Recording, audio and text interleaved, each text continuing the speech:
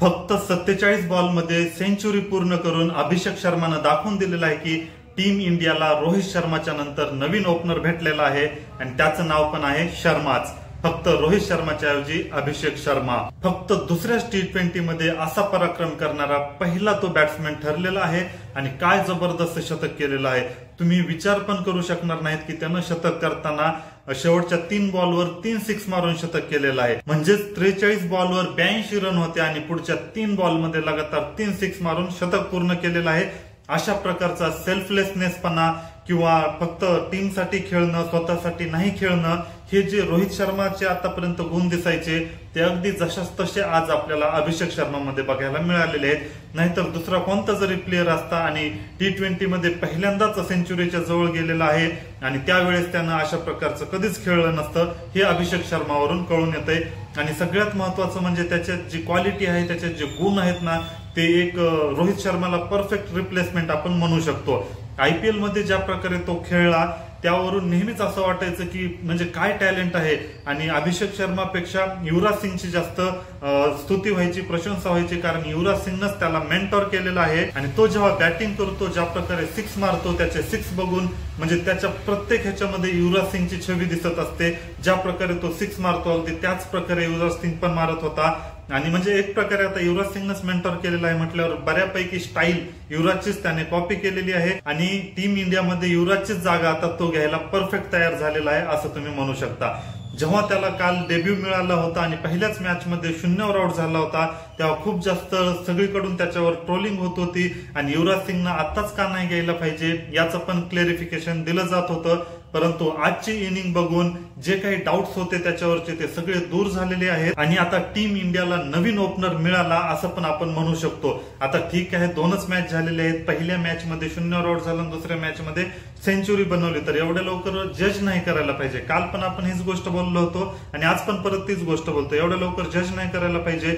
परंतु ज्या प्रकारे तो फिअरलेस होऊन खेळलेला आहे, त्याच्या करिअरची सुरुवात छक्का मारून केली, 50 छक्का मारून केली आणि सेंचुरी सुद्धा छक्का मारून केली, असा रेकॉर्ड करणारा तो एकमेव प्लेअर बनलेला आहे. त्याचा हा परफॉर्मन्स बघून जे स्वतःला ओपनर समजत होते त्यांना नक्कीच टेन्शन आलेलं असणार आहे. कारण अभिषेक शर्माने ज्या प्रकारे आज मॅच खेळलेला, आजची जी इनिंग खेळलेली आहे, अशा प्रकारची इनिंग आतापर्यंत तरी कोणी खेळलेली नाही. आणि त्यामुळे अभिषेक शर्मानं अजून ह्या सिरीजमध्ये 1-2 मॅच मध्ये चांगला परफॉर्मन्स दिला तर त्याची तर जागा 100% कन्फर्म होणार आहे कोर टीम इंडियामध्ये. म्हणजे जेव्हा हार्दिक पांड्या, बुमराह, सूर्यकुमार यादव यांसारखे जरी प्लेअर आले तरी अभिषेक शर्माची जागा पक्की होऊ शकते.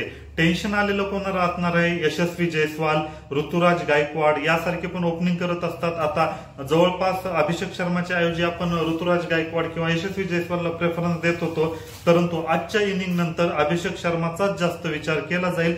तसेच साई सुदर्शन सुद्धा ओपनिंग करतो आणि गिल सुद्धा. आता नाही म्हटलं तरी शुभमन गिलला सुद्धा या गोष्टीचं टेन्शन नक्कीच आलेलं असणार, कारण अभिषेक शर्मानं ज्या प्रकारे परफॉर्मन्स दिलेला आहे त्यामुळे आपण शुभमन गिलची पण जागा टीम मध्ये आहेच असं नाही कन्सिडर करू शकत. तर खरंच आजची पारी म्हणजे कमाल आहे, कमाल आहे अभिषेक शर्माची. तुम्ही विचार करा, 30 बॉलवर त्याच्या फक्त 41 रन होत्या. आता कोणाला तरी विश्वास बसेल का, 30 बॉलवर 41 रन आहेत आणि 46 बॉलमध्ये त्याची सेंचुरी आहे. 33 बॉलला 50 झाली होती आणि पुढच्या अवघ्या 13 बॉलमध्ये त्यानं नेक्स्ट 50 केलेली आहे. म्हणजेच त्याची सेकंड जी 50 झालेली आहे ती फक्त 13 बॉलमध्ये आलेली आहे. फास्टेस्ट 50 आहे असं म्हणता येईल. त्यानं IPL मध्ये अनेक वेळेस 16 बॉलमध्ये 50 केली, 18 बॉलमध्ये 50 केली, 19 बॉल 21 बॉलमध्ये सुद्धा 50 केलेली आहे. त्याची बॅटिंग बघून असं वाटायचं की तो स्वतःचीच रेकॉर्ड मोडत आहे. आणि आज तर T20 मध्ये फक्त सेकंड 50 जी आहे ती 13 बॉलमध्ये केलेली आहे. परंतु आपल्या इकडे कसं स्टार्टिंगचीच 50 किती बॉलमध्ये केलं ह्यालाच खूप जास्त महत्व दिलं जातं, सेकंडच्या 50ला तेवढं इम्पॉर्टन्स दिलं जात नाही किंवा ते काउंट केलं जात नाही. पण तसं बघायला गेलं तर सेकंडची जी 50 आहे त्याची फक्त 13 बॉलमध्ये आलेली आहे आणि शतक जर बघायला गेलं तर 46 बॉलमध्येच आलेला आहे आणि 47व्या बॉलला तो आउट झालेला आहे. आणि याबरोबरच तो इंडियाकडून ज्यांनी सगळ्यात फास्ट सेंचुरी केलेली आहे त्यामध्ये सुद्धा 4 नंबरवर आलेला आहे. सगळ्यात पहिल्या नंबरवर आहे रोहित शर्मा, 35 बॉलमध्ये शतक मारलेला आहे. त्यानंतर आहे सूर्यकुमार यादव, 45 बॉलमध्ये शतक मारलेला आहे. आणि त्यानंतर आहे KL राहुल, 46 बॉलमध्ये मारलेला आहे. आणि अभिषेक शर्मानं सुद्धा 46 बॉलमध्ये शतक केलेलं आहे. तर बघा तुम्ही, दुसऱ्याच T20 मध्ये तो 4 नंबरच्या लिस्टमध्ये पण आला. आता भविष्यामध्ये हा खूप मोठा स्टार बनू शकतो. आता सध्या तरी असंच दिसतंय, परंतु येणाऱ्या काळामध्ये आपल्याला कळण खरंच की हा रोहित शर्माची रिप्लेसमेंट भेटलेली आहे का नाही. आजच्या पारीवरून तुम्हाला काय वाटतं कॉमेंट करून नक्कीच सांगा.